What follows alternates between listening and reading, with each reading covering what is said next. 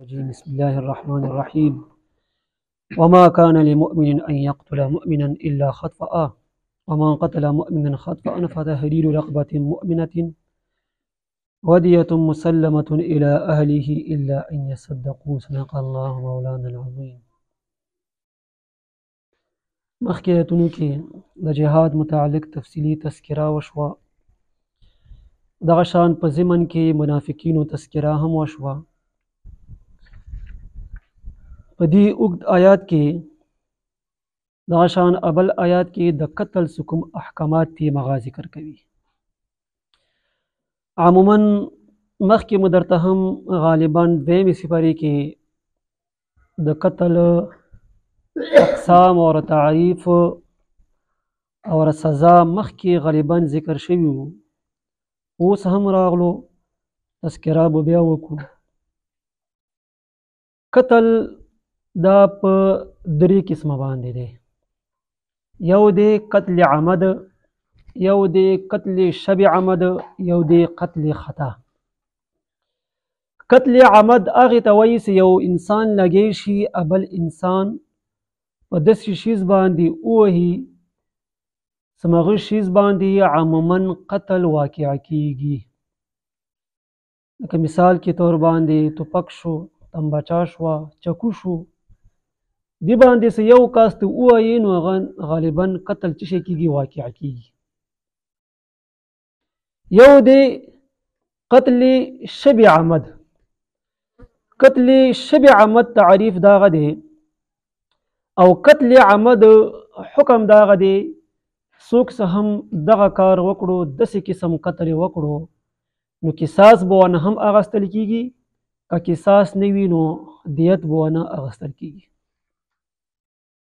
دویم نمبر باندې دی قتل شبه عمد. قتل شبه عمد دغه دی چې یو انسان بل انسان په داسې هتیار باندې ووایي چې مغه هتیار باندې یا مغه شیز باندې عموما قتل واقع کیږي نه، اراده یې هم کړې وي، صحیح ده، خو په داسې شیز باندې ووایي چې مغه باندې قتل واقع کیږي نه. مطلب یو کاڼی راغستو، په غوسه کې و، په دا سر باندې ووهلو، هغه کس راښکته شو، څه لږ ساعت بعد څه شو؟ مړ شو ورنه، صحیح ده. یو کوتک ته یو سخت ګزار یې ورته ورکړو په ورمیږ باندې، مغزې کې را پرېوتو، مړ شو. اوس دا داسې شیزونه دي چې دې باندې قتل واقع کیږي نه، خو قتل څه شی شو؟ واقع شو. دغه دی قتل شبه عمد. د دې حکم داغه دی قصاص خو ونه نشي غستلی، البته دیت ونه څه شي کېږي غستلی شي. خو زمونږ داسې کوم پښتانه دي یا نور مسلمانان ورونه دي داسې قسم څه هم قتل وشي نو بیا هم قصاص جذبه ورکې موجوده وي، قصاص اخلي. یو دی قتل خطا. قتل خطا تعریف داغه دی چې یو کس لګی شي ښکار کوي نو ښکار په ځای انسان ولګېدو، صحیح ده، دغه شیش نیولی دی چې دغه ښکار به زه وکم او یو ځناور وي نو هغه په ځای انسان ولګېدو، انسان مړ شو، صحیح ده. یا په غلطۍ کې د قتل نیت یې هم نه کړی دی، قتل اراده یې هم نه کړې ده. په جګړې کې یو انسان هغه خپل منځ کې جګړه وه، یو کس کې راووتو، په غلطۍ کې ولګېدو، مړ شو. بس سره سوچ هم نه و، وهم ګمان کې به هم نه و چې زه به دغه کس مړوم، غلطۍ کې رانه لاړو، صحیح ده. غلطۍ کې چې لاړو د دې حکم هم دغه دی، دغه څه شی دی، دغه دیت به ورکوي، قصاص نشته. علماو نور اقسام هم ذکر کړي دي خو اصل درې اقسام دغه دي. اوس څوک چې هم څه په ناحقه باندې قتل کوي د دې څه سزاګانې دي؟ عزیزانو څوک څه هم د دې نه خبر شي نو دا به توبې وباسي، سره هغه اراده به هم نه کوي چې زه یو انسان چې کوم قتلوم، دومره سختې سزاګانې هغه راغلي دي. قتل واحد داسې ګناه دی چې په دنیا کې اوله ګناه څه شوي دی دغه د قتل شوي ده. آدم علیه السلام دغه زمونو دوا زمونو سیدا یو قبیل و ابل حبیل و قبیل لګې شو حبیل په نحق باندې قتل کړو نو مغزنا ابتدا چې شي دی هغه روانه دي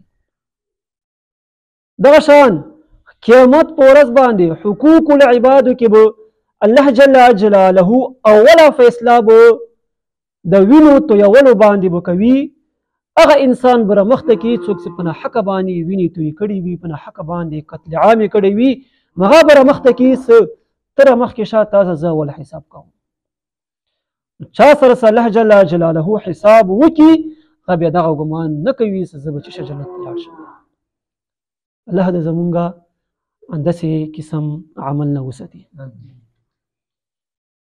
دویمه سزا دغه د عزتمندو مخکې سزا هم روانه دي شپږمه سپارې کې یو آیات دی الله جل جلاله فرمایي چې کچېرې یو انسان بل انسان په ناحق باندې قتل کړو دی دومره عظیمه ګناه وکړه گویا دی ټول عالم قتل کړو ټول انسانان دی قتل کړو دومره لویه ګناه وکړه چا چې هم په ناحق باندې یو مسلمان قتل کړو دی خدا خیال دی چې ما صرف یو کاس قتل کړو په حقیقت کې د ټول انسانان چې شکړو قتل کړو د ټولو انسانانو جنازه چې شکړه هغه اوچته کړه دومره لویه ګناه دی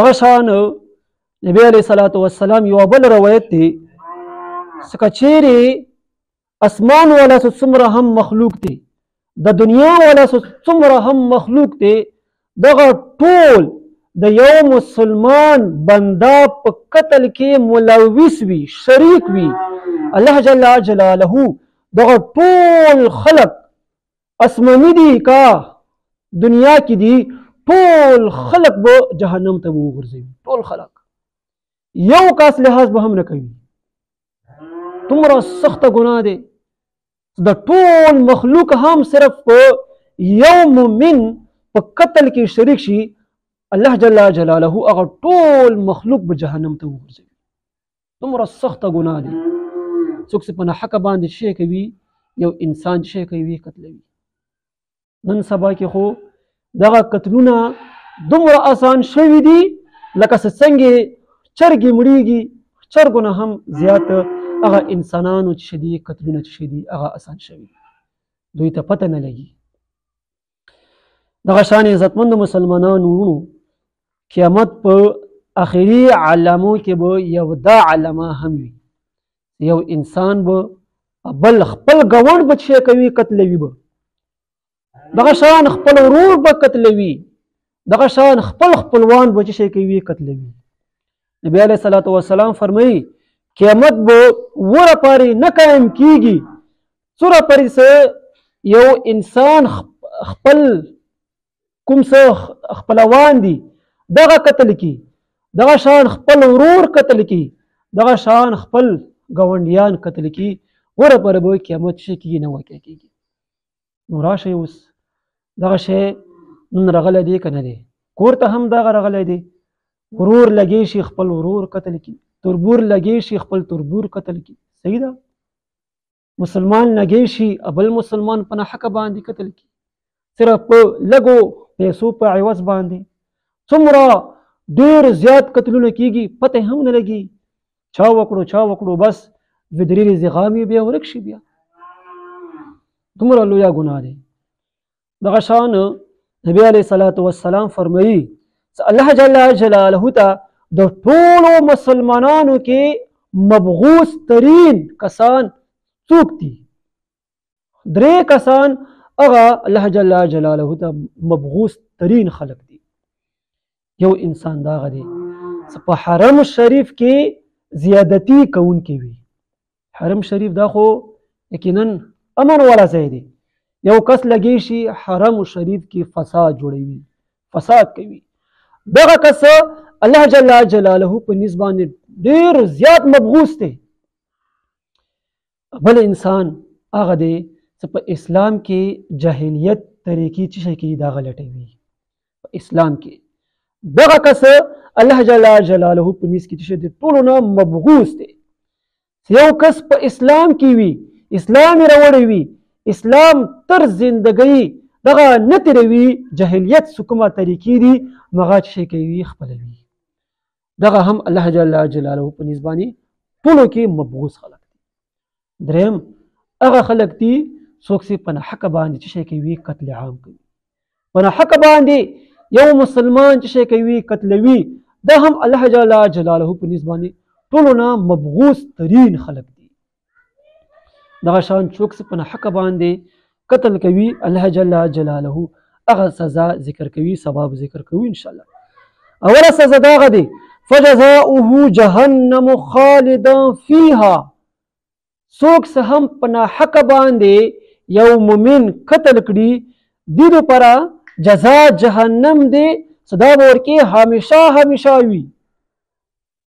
دویمه سزا وغضب الله عليه. د دې کس باندې الله جل جلاله څه شوي وغضب الله غصه ور باندې وي. دریمه کومه سزا دی ولعنه الله جل جلاله لعنت په دې کس باندې وي. واعد له عذابا عظیما. څلورمه سزا دغه دی چې د دې پر الله جل جلاله لوی عذاب تیر کړی دی. لوی عذاب کې الله جل جلاله دا شي کوي دغه بشری کوي. نو عزتمند مسلمانانو نن سبا کې دغه قتل عام څومره عام شوی دی. دا خو جاهلیت دی که نه، جاهلیت دی پته ورته نه لګي، بس لغنتې غصه ورکړي شي توپک کور نه راوباسي بس دوه ډازې وکړي. د دې نه بعد څه کومه هغه زندګۍ دی هغه نه بیا خبر نه وي. پښتون اول کار کوي بیا سوچ کوي. اول سوچ پکار دی یاره که زه دغه کار وکړم نو مستقبل کې به زما څه زندګۍ وي، څنګه به زما وخت تېرېږي. هغه نه بعد بیا داسې کاس داسې قسم دغه نشي کولی. دغه شان عبدالله بن عمر رضی الله تعالی عنه فرمایي چې نبي کریم صلی الله علیه وسلم ما په داسې ځای کې داسې موقع کې ولیدو نبی علیه الصلاة والسلام طواف کولو. بیا نبی علیه الصلاة والسلام کعبې ته څه شو مخاطب شو. کعبې ته وفرمایي چې ای کعبې تا ته الله جل جلاله ډېر لوی مقام درکړی دی. ای کعبې تا ته الله جل جلاله ډېر لوی شرفت درکړی دی. ای کعبې تا ته الله جل جلاله ډېر لوی عزت درکړی دی. ای کعبې زما د خپل رب باندې قسم وي د یو مؤمن عزت شو، مال شو، جان شو، د الله جل جلاله په نسبت باندې ستا نه هم ډېر زیات دی. د یو مؤمن عزت شو، جان شو، مال شو، د ای کعبې ستا نه هم ډېر زیات دی. تا ته خو هم الله جل جلاله ډېر لوی عزت درکړی دی، خو مؤمن ته الله جل جلاله ستا نه هم بیا زیات درکړی دی. عزتمند مسلمانانو دا خبرې ځان نه کوم بلکې دغه خبرې قرآن او حدیث کې موجود دي. یو انسان هلاکت دپاره صرف یوه ګناه هم کافي دی. یو انسان کې د ټوله مکمل بزرګي ورکې موجوده وي، څومره هم څه عبادات کوي هغه ټول ورکې موجود وي.